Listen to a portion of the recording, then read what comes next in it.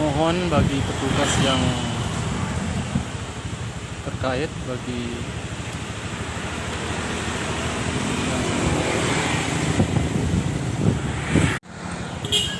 sekarang lagi musim angin kencang, mohon untuk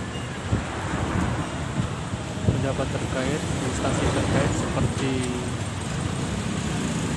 stasi pertamanan, polisi Pamung Praja. Ini ada dahan kayu besar sekali sampai melewati badan jalan sampai ke seberang. Ini bahaya, ini lagi musim angin kencang, bisa berbahaya, bisa menimpa pengguna jalan ini. Mohon untuk segera ditebang.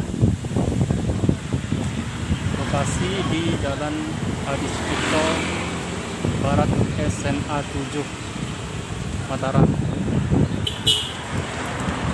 Persisnya di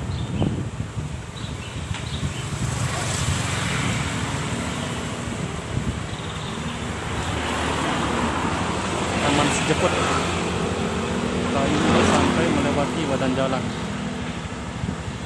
Sangat membahayakan sekali untuk para pengguna jalan ini. Terima kasih.